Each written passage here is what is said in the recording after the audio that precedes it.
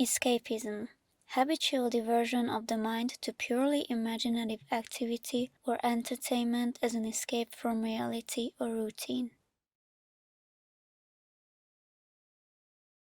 Hey brats and bros, I hope you all have been doing good and that you all are healthy. I'm actually grateful because my last video got quite a few views. More than 200 views is a lot for me at this point, okay? And I'm really motivated to make better content, so I'm going to deliver. Anyway, you read the title. Today's topic is going to be very interesting, and I think many of you can resonate with it, so let's get started. Part 1: Escapism and how it is connected to anime. People who watch anime will likely know what I'm talking about. Anime in itself as a 2D animation art form has lots of different genres and art styles. It's very diverse but easily recognizable at the same time. Of course, there's a lot of anime which have very similar art styles, but there are also quite a few which are drawn in a very unique way. There are qualities that are common, and because of these elements, many people use anime as a form of escapism. First of all, the animation itself is special, except for CGI anime, which is not as common as 2D anime. The frames are drawn by hand. In many of the Japanese studios, they still draw the layout and keyframes on paper. Often, the animation is very detailed and high quality. The amount of work that goes into drawing every single frame is insane. This is actually one of the reasons why many people admire and respect Japanese 2D animation and why it attracts such a huge audience. It's authentic. The atmosphere absorbs the viewer. We can just think about the colors, visuals, aesthetics, emotions flow, amazing voice acting, and the music. Music is a very important part of each episode or movie. Anime music, original soundtracks have their own world and fan base. And of course, we must mention the characters. Some anime characters have such huge fan bases that they are almost like cults, both in a good and bad way. I think we really love to see great character developments. We enjoy seeing the characters achieving their goals, but we also enjoy them going through ish, not in a sadistic way. We love to see the ups and downs, and the way talented seiyus are able to deliver the characters' emotions is also amazing. If you think about all these points I just mentioned, it's easy to see why many of us escape to anime, and this is just the tip of the iceberg. Part 2: How I Almost Crossed the Line. I've been regularly watching anime and reading manga since 2013. There were periods when I watched and read them more often, and there were times when I hardly watched or read any. But since I was like 16, they've been a significant part of my life. The second half of 2017 was a very dark period in my life. I was depressed and alone and was in grief for long months. At that time, I escaped to anime. I needed something to numb the pain that was bothering my heart and mind. I wanted to forget it every time there was a chance to forget it. In order to not think about sorrow and the reason for it, I watched more and more episodes. Because the more episodes I watched, the longer I was distracted from the state I was in and the emotions I felt. I wanted to replace those feelings with different kinds of emotions that are different from pain or sorrow. Sometimes I wanted to numb the negative feelings, sometimes I wanted to replace them with rather positive ones. Anything was better than sadness. I didn't make true close friends in high school, so after I graduated, even the few people I considered my friends slowly disappeared from my life. I also disappeared from theirs, but it was better this way. Actually, I didn't want to communicate anymore with any of them. This whole story low-key sounds emo and a bit cringe, but maybe that's okay. Anyway, I was avoiding socializing and going out on purpose. Well, sometimes not really on purpose, because deep in my heart I wanted to make friends, but at that time I was just not capable of it and didn't have the mental energy. Since the end of high school and after I graduated, I was attending a course to study the basics of animation and was also continuing the web design course I started in high school. I didn't completely lost myself. I knew it was important to keep studying and practice drawing because I wanted to study animation at university. There were a couple months when I didn't do anything besides attending the courses I mentioned, working out. I wanted my physical health to be good at least, and watching anime. But I know I couldn't continue living like this because I had goals I had to call at myself. Get the F up and keep moving forward like Eren Yeager. But back to my anime addiction. It kind of got dangerous at some point. Even when I took the train to school, I studied animation and I was thinking about when I could watch anime. I couldn't wait to get home and watch that shit. Sometimes I even watched anime on my laptop on the train, like the fuck. Thank God I got up because I almost neglected my studies and goals. Watching anime right after breakfast and drawing for like an hour and then watching anime again was not okay. Oh, it's already evening? Well, it's late, so let's watch some more. It's still better than doing drugs or drinking alcohol, isn't it? But it still can be dangerous when it gets out of hand. I showed signs of being an addict and that scared me. I had poorer performance than usual, I was dysfunctioning socially, I had low energy and hardly had any motivation. I was spending excessive amount of time watching anime, obsessing over it, and was even lying to myself telling that it was okay because I needed time and something to help me. I isolated myself and developed an unhealthy connection to the characters. This is so dramatic, but hear me out. Anime comforted me. It helped me escape from my reality that I hated at the time.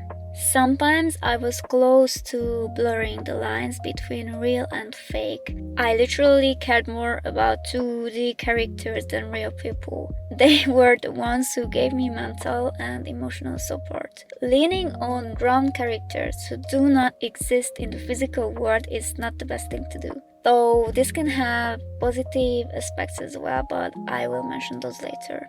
However, watching anime wasn't always comforting. Sometimes, when a character passed away, deep sadness, deep topics were shown or discussed in certain episodes, it triggered me. It was suffocating. It reminded me of the exact thing I didn't want to be reminded of. Of course, anime is not always happy and comforting, we be new. More than often, it's the exact opposite, and that's why it's so beautiful. But at the time, I didn't want to feel even more pain.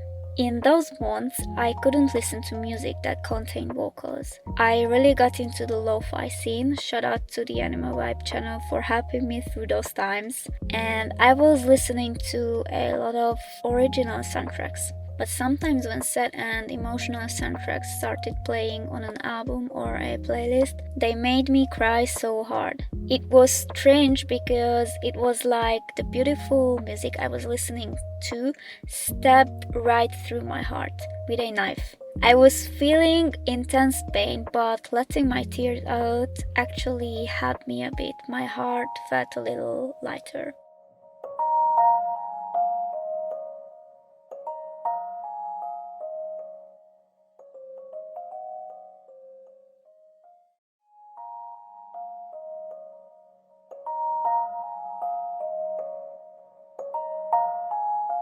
After a while, I realized that I can't escape from reality in a way that makes things worse. I knew I needed to process my feelings and deal with my trauma. It couldn't go on like this anymore.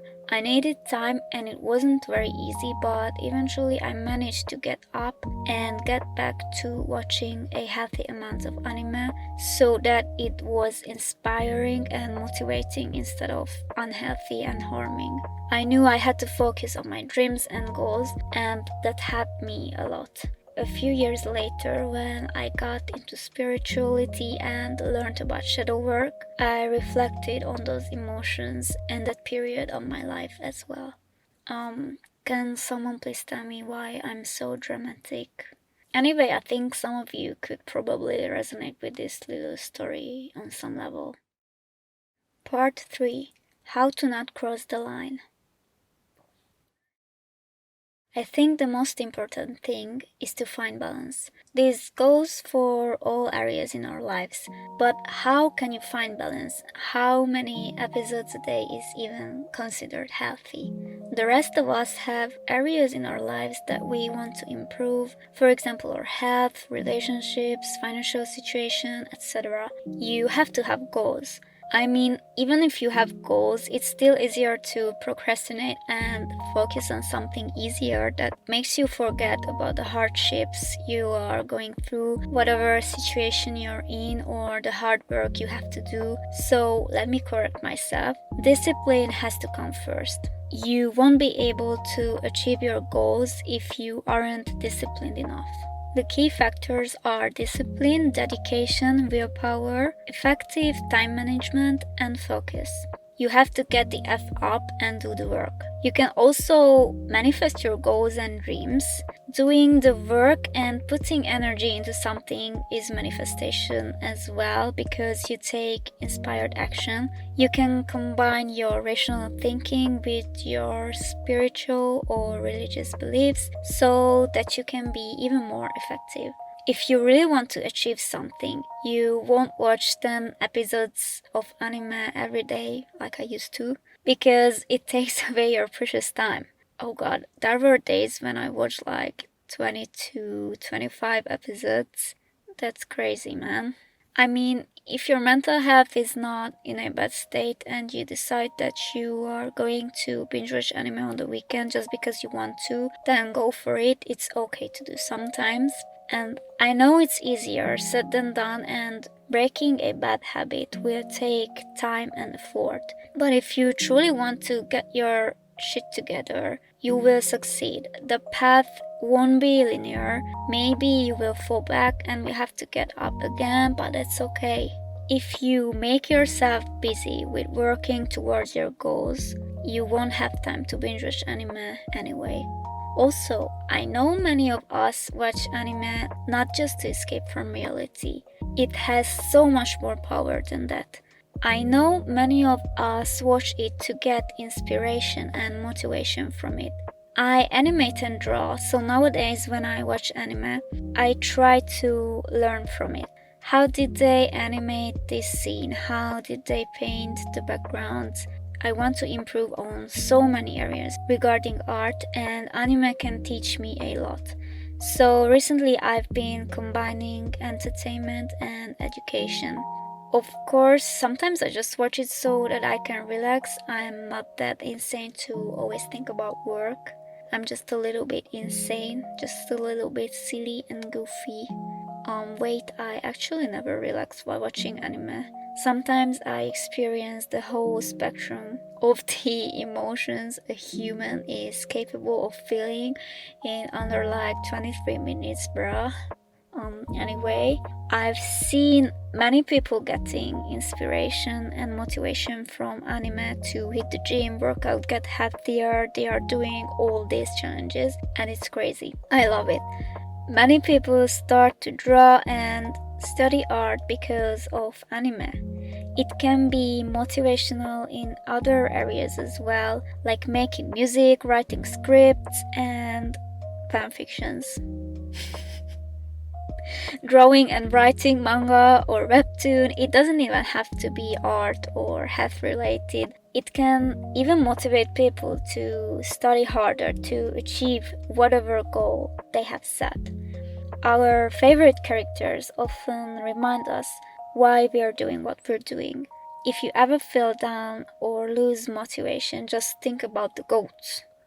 Motivation is not the key, discipline is, but feeling motivated gives us a boost.